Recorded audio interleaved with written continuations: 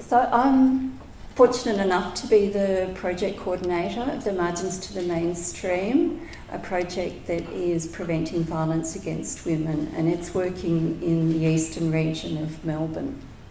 You'll see that sign, Equality Is. This is a bit of a theme that we'll be focusing on. We've had a wonderful acknowledgement of country, but I would like here to acknowledge the lived experience of women with disabilities, neurodivergence, mental health conditions and chronic illness, and their strength, knowledge, expertise and resilience. And in particular, the many women with disabilities who have lived experience of discrimination and violence, and through their activism have helped to create social change for themselves and for others. And I would also especially like to acknowledge the women with lived experience of disability who are part of our project experts group. Currently comprising 7 women, they have generously contributed and continue to contribute their knowledge, creativity and experiences to M2M and the primary prevention of violence against women. Women with Disabilities Victoria are also partners in this project, contributing their specialist expertise and being involved in both project activities as well as on our project advisory group. So this is a common way that we have been meeting, many of us, but for the experts we started meeting on Zoom and we still have most of our meetings on Zoom. So this is a real representation with a colleague from Women with Disabilities Victoria and myself. So one of the things that we've really worked on is creating that space so that it's their space and we are part of it, rather than, it being a space that's dominated by Women's Health East and WDV. So lovely to be here in a partnership too, which is very similar to the partnership we have in our Eastern Metro region. The partnership, the Together for Equality and Respect, has a strategy document. We've just gone into a recent 3rd version, I believe it is. And intersectionality has been really strong in our aspirations, needing to do more on intersectionality. And that was one of the reasons that we came to have the Margins to the Mainstream project. So really thinking about doing more intersectional work and recognising that women with disabilities faced higher rates of violence and different forms of violence compared to women without disabilities. So it's been a wonderful thing to undertake this project in a partnership format. I won't go through the project objectives, but really elevating the voices of women with disabilities and promoting their leadership and status in society is really central to the whole project. And likewise, partnerships. The project works with the experts group, but the aim is to change the practices and the ways of working in our TIFA partnership and the staff who work in those organisations. So we've got 5 big objectives, and fortunately we were funded through an open round by the Australian Department of Social Services, which gave us initially funding for 2.25 years. Fortunately, we've had the funding extended for a further year, and we have our fingers crossed, and we're hoping that we're going to get a further year's funding, because this is, as we all know, this is so important for long-term work to actually create change and to build good foundations to be able to take it forward. So this is just a little bit of a graphic to show the key stakeholders in our project. The smallest cog amongst the 3 cogs there is at the top. That's our project advisory group. And we had some of our TIFA partners who put their hands up to be part of the consortium for the project. We have also Women with Disabilities Victoria represented on our PAG. We have 2 councils. We started off with 3 community health organisations, but over time, due to priorities and changes in funding, they unfortunately have not been able to continue. And we have a specialist family violence organisation Our project evaluator was also on the PAG, and we have a community representative, a woman with disability. The project experts group, you can see, is a really important part of the project. We started advertising for women who were interested to be part of a group, and the group first started meeting in November 2020, so this is all, COVID lockdown in Melbourne. Initially, the focus was on skill building activities and really giving a chance for women to learn more about gender inequality, preventing violence against women, primary prevention, talking about disability, ableism, etc., and really drawing on their lived experience. That was a really important foundation. And in 2021, the group moved into co-design of resources, and I'll give you a bit of an introduction to some of those shortly. The project experts have also been part of workforce capacity building, along with WDV, in terms of training and community of practice sessions, such as this sort of event here, and also have spoken to a number of organisations individually.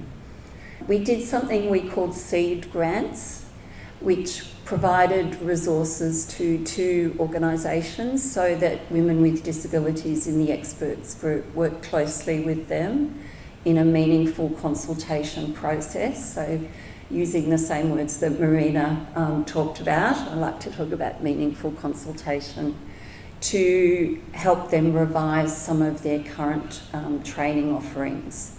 And that was a really important opportunity for learning and deepening the work. And social marketing and awareness raising, and we focused in on the 16 Days campaign in particular. Here you'll see one of the messages which have been promoted during the 16 days, but I think the message is timeless and applicable to all the other times of the year. Equality is when discrimination and violence are prevented, as sexism and ableism should never be accepted, justified or excused. And these messages were co-designed by the women in the experts group. It was a long and tricky process, and the illustrations that you'll see were also co-designed by the experts working with a team of illustrators who include women with disabilities. So there was a really strong emphasis on changing that typical representation that we often see where women with disabilities are represented. It's typically a woman in a wheelchair, and that's it. So we've really tried to challenge stereotypes in the images that we've used. Now, I'm not going to give you a lecture on definitions, but I think it's just really important for many of us, to realise that depending on our age and where we grew up, there has been various views of disability, and models ranging from the medical model to the welfare model and more recently the social model. But I'd really like to emphasise the human rights model, and this is where the Convention on the Rights of Persons with Disabilities really comes in, because it's recognising it's the interaction with various barriers, but very importantly recognises the rights of people with disability to have full and effective participation in society on an equal basis with others. So this is where we get to the equality. So it's both gender equality and disability equality. And ableism, I don't know how many of you have heard this term used before. Yes, quite a couple.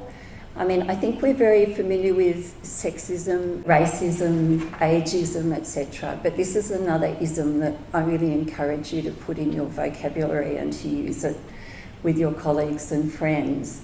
Because to challenge these social determinants of violence against women with disabilities, we really need to emphasise how much of that stems from ableism in combination with gender equality. And Changing the Landscape has some wonderful resources there. I won't go into describing this, but just looking at how it's the overlapping nature, the interactions of gender inequality and ableism that make women with disabilities more likely to experience violence in their lifetimes and makes it much harder for them to seek help and be believed. So I'd really recommend you delve into that document. So now I'd like to talk a little bit about the practical aspects of centering the experience of women with lived experience of disabilities and the importance of creating an environment where women with disabilities feel safe. This was something that we really placed a lot of emphasis in the beginning of the project in terms of engaging with the women, discussing what they were interested in individually, what would help them participate in a group and on Zoom too, putting in place supports and thinking about how we could make materials and discussions accessible to them.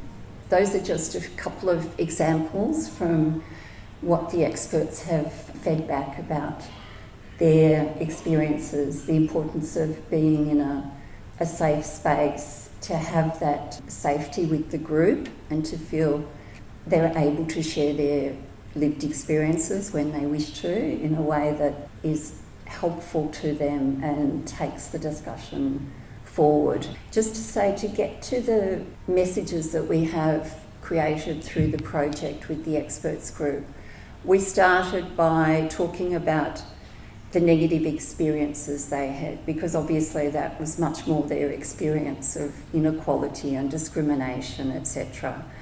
And to get to these positive messages, we then flipped them. What would women like to feel like? How would they like the world to be when they were treated as equals? So as that second quote there talks about, it's a process and you need to allow time for women to reflect on their experiences, to reframe it not as an individual fault or something they did wrong, but a result of social processes acting on them. And I think that's a really important aspect. And then how to think about how to share it to influence our partners working for TIFA organisations or community members in a way that is understandable and isn't perpetuating stereotypes. And that last quote is a very recent one from one of the experts. The experts group propelled me into life, gave her hope in being part of a close group. And she's, gone on to do some great things and doing more and more things every day. So here is one of our messages: women with lived experience of disability. Equality is organisations valuing a lived expertise in co-design, consultation and advisory roles. So this is really an important message for us as staff of organisations to think about: how do we perpetuate the invisibility of women with disabilities, or how do we invite the expertise and the knowledge that women with disabilities have to benefit our work and our organisations. So I just wanted to say sometimes consultation and co-design are used interchangeably, but they're very different processes. So I really encourage people to call consultation. But even so, to think about how the M2M project experts group have brought women together over an extended period of time and working on multiple activities. And this is very different to typical approaches to consultation or co-design. Consultation where perhaps one woman with a disability is consulted, one woman with disability might be on an advisory committee, or where women with disabilities are invited to come together but they don't know each other, and so the space is not necessarily one that feels comfortable to them. We found in our practice, co-design really is a back and forward process where people with different knowledge and different expertise and lived experience work collaboratively. And a lot of that is, trying things out. It's not a linear process. You need to allow time. You need to share power. And I really liked what Marina was saying about, enabling people with lived experience to take the lead. So as a facilitator, being really careful to hold yourself in check and step back, because other people are able to step forward and do much more creative and important contributions. Just a quick word about meaningful consultation too.